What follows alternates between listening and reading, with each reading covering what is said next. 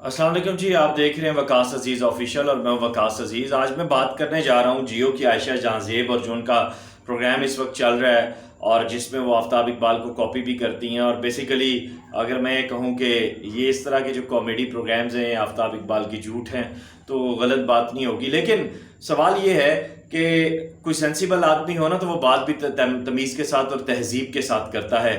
शायर और अदीब और सहाफ़ी ये मुआशरे को, ज़माने को टीच करने के लिए होते हैं, ये बताने के लिए होते हैं, ये उनको ज़िंदगी की नई राहों की जानिब लेकर जाने वाले लोग होते हैं, ये विजन देने वाले लोग होते हैं। लेकिन जब आप झोली से उठकर, जब आप चोर दरवाज़ों से, जब आप बाकायदा एक प्रॉपर जो एक वे होता है उससे ना आए, तो फिर यही होता है कि आप अपने कौम के हीरोज़ की तज़हीक करते हैं, तजलील करते हैं, उनको एक मजाक बनाकर रख देते हैं पूरे मुआशरे के सामने। मजीद अमजद साहब का मजाक उड़ाया इस प्रोग्राम में, वो क्लिप भी मैं आपके साथ शेयर करूंगा। उससे पहले गुजारिश करूंगा कि इस वीलॉग को एंड तक सुनिएगा और शेयर कीजिएगा। मैक्सिमम तमाम शायर अदीब बरादरी से गुजारिश है कि इसको शेयर कीजिएगा। और उसके साथ साथ चेयरमैन अकादमी अदबियात पाकिस्तान यूसुफ खुश साहब से गुजारिश है कि इस मामले पे अगर वो कानूनी तौर पर कुछ नहीं कर सकते, जो कि जिम्मेदारी उनकी बनती है, तो फिर वो हम पाकिस्तान भर के शायरों अदीबों को इजाज़त दें कि हम जंग एंड जियो का बायकॉट करें, हम बात करें। और फिर हम उसके साथ साथ ये भी करेंगे कि यूसुफ खुश साहब से गुजारिश करेंगे कि अगर वो शुअरा अदबा के हकूक का तहफ़्फ़ुज़ नहीं कर सकते और इस तरह अपने कौमी हीरोज़ की तजलील अगर उनके इल्म में नहीं है, तो ये इस वीलॉग के जरिए उनके इल्म में अगर आ रहा है तो मेहरबानी है कि इस तजलील के सिलसिले को रुकवाने के लिए अपना किरदार अदा करें। मैं वो सबसे पहले क्लिप आपके साथ शेयर करूंगा कि कैसे डमी म्यूजियम में जियो के इस प्रोग्राम में मजीद अमजद जैसे कदावर शायर, जिसका साया जमानों पे मुहित है, जिसके लफ्जों की गूंज सदियों तक है, जिसके ख्याल की रोशनी से अंधेरे सदियों के खत्म हो रहे हैं और जिसकी नज़मों के जलवे और ताबानी इंसान को सरतपा नई जिंदगी का, नए विजन का, नए शऊर का एक आपके सामने एक नया मंजरनामा खोल देते हैं, जिसके नज़मों के जलाओ में ज़माने सफ़र करते हैं। ये कैसे जाहिल लोग आके हमारी स्क्रीन पे बैठ चुके हैं, सर पीटने का दिल भी नहीं करता। यही प्रोग्राम, इस प्रोग्राम के जवाल की वजह यही है कि आपने आफ्ताब इकबाल जैसे एक बड़े आदमी की, देखें मैं उनसे ज़िंदगी में कभी नहीं मिला, मैंने उनको जो प्रोग्राम करते हुए, जो चीज़ें करते हुए देखा, वो और ये जो आप क्लिप अभी देख रहे हैं, आपको फ़र्क वाज़ेह हो जाएगा कि कैसे इतने बड़े शायर की तजलील की गई है। हम अगर खुद अपने हीरोज़ की इज्जत नहीं करेंगे तो कोई दूसरा शख्स आकर नहीं करेगा। ये पहले प्रोग्राम देखते हैं, उसके बाद फिर मैं बाकी बात करता हूँ। मजीद अमजद जदीद उर्दू अदब के 5 बड़े शोरा में शामिल थे, यानी फैज, राशिद, नासिर काज़मी और नीरज जी के हम पल्ला थे। बाजी ये विच मजीद अमजद साहब बैठे ना, और कि मेरा नाना आयशा जी ਨੂੰ कमेटी देना है। अमजद साहब ही ने हो कहां बारिश च भेजा। रशीद साहब कमाल बात है। अच्छा मीरे, आपने वैसे दुरुस्त कहा कि मजीद अमजद बुनियादी तौर पर बड़े शर्मीले आदमी थे और तन्हाई पसंद भी। महफिल में बैठते जरूर थे लेकिन ज़्यादा बातें करना इनका शेवा नहीं था। और जो पहले आपने कहा और कुछ इनके हम असर शोरा के नाम गिनवाए हैं, मजीद अमजद वाकई बड़े शायर थे। बल्कि ये तो बहस भी चलती रही कि फैज़ बड़े शायर हैं या मजीद अमजद, लेकिन हम इस बहस में नहीं पढ़ते। इतना ज़रूर है कि मजीद अमजद ऐसा शायर है जिसको शनाख्त उसके मरने के बाद किया गया। जी तो कोकम साहब ठीक कह रहे हैं। जावेद कुरैशी साहब उन डिप्टी कमिश्नर थे साहिवाल के, उन्होंने मजीद अमजद का सारा कलाम महफूज तरीके से बनवा दिया था और लाकर में रखवा दिया था। और जैसे मैं पहले कह रहा था कि मजीद अमजद की ज़िंदगी में कुछ लोग ऐसे थे जो उनको जानने वाले थे। मसलन ख्वाजा मोहम्मद ज़करिया, ये लाहौर से जाया करते थे साहिवाल और उनके पास ठहरा करते थे और उनकी फ़नी बारीकियाँ और उनकी शायरी से बहुत इन्होंने सीखा और इन्हीं को ये एजाज़ हासिल हुआ कि बाद में इन्होंने सारा कलाम जो था बतरतीब इकट्ठा किया और कुलियात मजीद अमजद के नाम से छुपवाया। मजीद अमजद साहब तू साइड सादा हावे, सारी जिंदगी गुरबत च गुजारी, तू अपनी जिंदगी तब्दीली क्यों नहीं लेके आए? ओए एडे भी नहीं सादा वे उदासी ना एनक मैच कीती। हां जी, वो एनक इंजी ले जिवें शायरी रफू करदे थे। कमाल बात करते हैं आप। मजीद अमजद ने अपनी ज़िंदगी जैसे भी बसर की, अपने आप को कभी गरीब नहीं समझा। और मैं कुरैशी साहब आपकी खिदमत में अर्ज़ करना चाहता हूँ कि मजीद अमजद यारों में जब बैठते थे, स्टेडियम होटल इनके बैठने की ख़ास जगह थी और जाफर शराजी, अब्दुल कयूम सबा जो उनके हम असर थे, मेरी उनकी ज़ाती मुलाकातें हुई उनसे, वो कहते हैं कि जब भी होटल पे बैठे हैं कभी एक बार ऐसा नहीं हुआ कि पैसे किसी और ने दिए हों। मसीह हो खिजर की उम्र निसार हो उन पर, वो एक लम्हा जो यारों के दरमियान गुजरे, वो तो इस कदर यार बाश थे, मोहब्बत करने वाले। जी जी। शलात जो जर्मनी से आई थी हड़प्पा के खंडरात देखने के लिए, और मजीद अमजद ने उसको सैर वगैरह करवाई, अच्छी लगी शलात, लेकिन शर्मीले इतने थे कि उसे इजहार मोहब्बत ना कर सके। शलात जाने के लिए साहिवाल रेलवे स्टेशन पर पहुंची, मजीद अमजद अपनी साइकिल पर वहां पहुंचे वाह। और एक बुके भी साथ ले गए। अब शर्मीलापन देखिए कि फूल देते हुए भी उन्हें एक शर्मिंदगी का सामना था। उससे बातें करते रहे और सोचा कि जब वो ट्रेन में बैठ जाएगी फिर फूल पेश करूंगा और दिल की बात करूंगा। साथ बैठे रहे, ट्रेन रेंगना शुरू हो गई, उन्हें याद भूल गया कि मेरी साइकिल भी खड़ी है, मैंने वापस भी जाना है। और वो इस तमन्ना में कि मैं अपने दिल की बात कह सकूं कोयटा साथ पहुंच गया। और मजीद अमजद की शोहरा फाक नज़म जो म्यूनख है, उसका पस मंजर यही शालात है। उम्र तो जैसे कटी सो कटी, मौत भी शाइस्तगी से नहीं आई। साहिवाल के क्वार्टर में न जाने किस पहर चल बसे और किसी को कानों कान खबर तक न हो। वो कहते हैं ना, मैं जब यहाँ से न गुजरूंगा कौन देखेगा। इतना बड़ा शायर, और उस शायर की मैयत को उठाने के लिए एक गाड़ी नहीं मिल रही थी। फिर किसी ब्यूरोक्रेट को तरस आया तो कूड़े वाली एक गाड़ी का इंतजाम कर दिया। कूड़े वाली गाड़ी को धुलवाया गया और एक कारपेट बिछवा दिया गया उसमें। कारपेट क्या था? एक बोसीदा कालीन।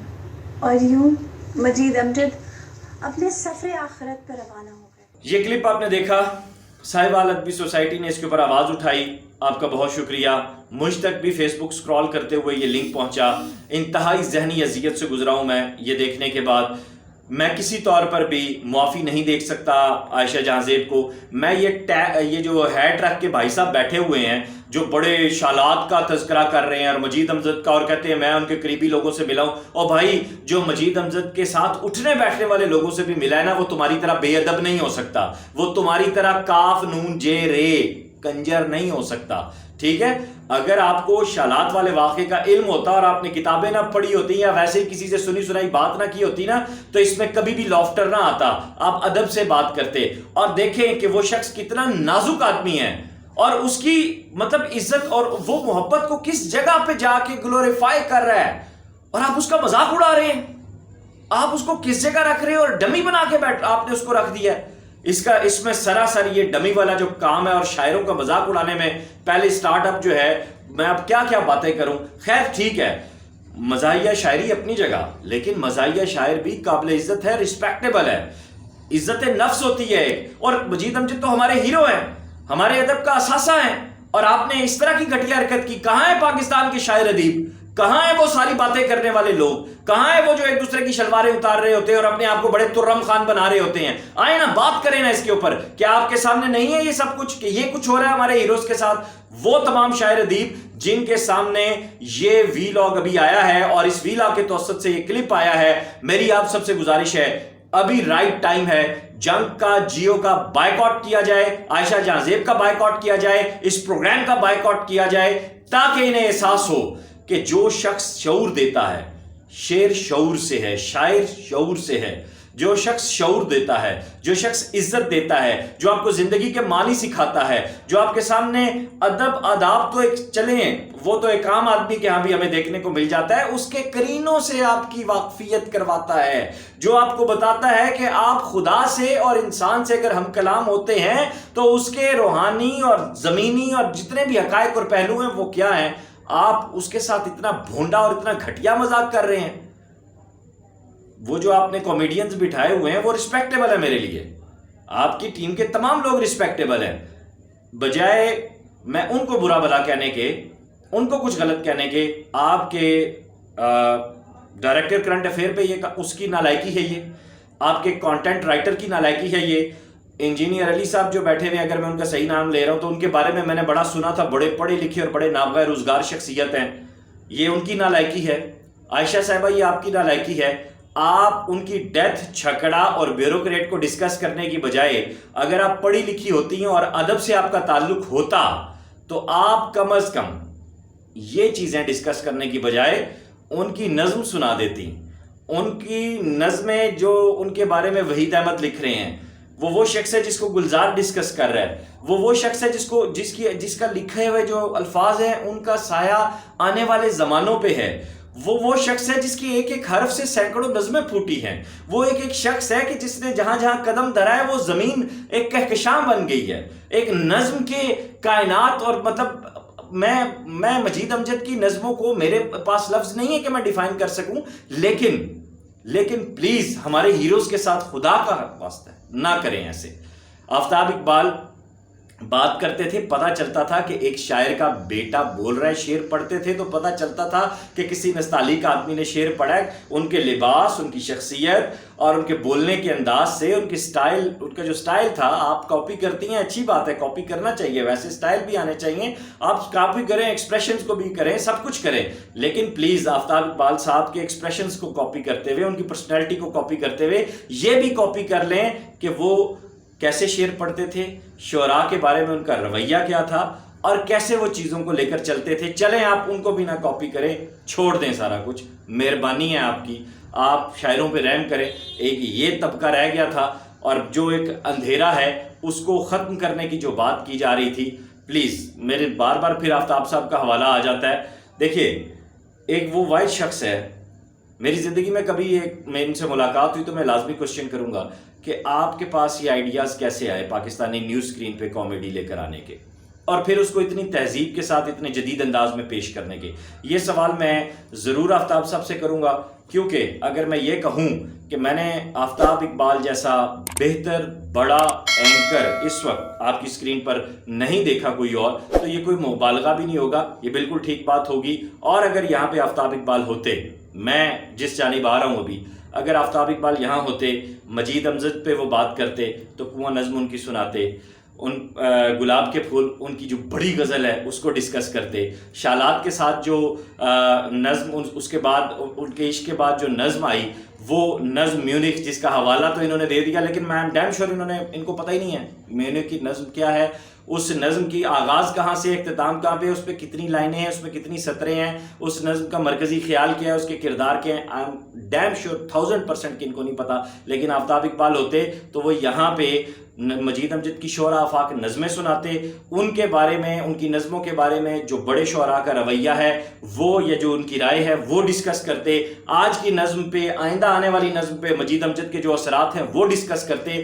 دس از واٹ آفتاب اقبال. یہ آفتاب اقبال اور آپ سب کے درمیان کا فرق ہے جو اس 1-2.5 منٹ کے کلپ میں واضح ہو گیا, اور یہیں سے آپ کی پتھیٹک چھوٹی جو ایک چوکور ڈبے کے اندر بند سوچ ہے, سستی شہرت اور سستی کامیڈی والی, وہ سامنے آ گئی ہے. سو پلیز میں تمام شاعروں سے, تمام ادیبوں سے یہ گزارش کروں گا, پلیز بائیکاٹ کیا جائے اس پورے پروگرام کا اور اس پوری ٹیم کا اور اس کے ساتھ تمام لوگوں کا, تاکہ آئندہ آنے والے دنوں میں آپ ٹھیک ہے کسی شاعر کو ٹارگٹ کریں, اس کے کام کو ٹارگٹ کریں, لیکن ایسے مذاق نہ اڑائیں. آپ کی بڑی مہربانی, آپ باقی جن لوگوں کے ساتھ جو مرضی کرتے ہیں وہ کریں, لیکن اگر آپ نے کیا پتا آج کے کسی شاعر کے ساتھ ایسا واقعہ کیا اور وہ خودکشی کر گیا, کیونکہ سب سے حساس ترین جو سپیشی ہے وہ شاعر ہے, جو حساس ترین جو لوگ ہیں وہ شاعر ہیں, اور اس کے مرنے کا اگر آپ نے نیکسٹ ایسا کیا تو یقین جانیے کہ ڈائریکٹ جو ہے وہ آپ کے اوپر اس کا الزام نہیں آئے گا, مقدمہ ہوگا.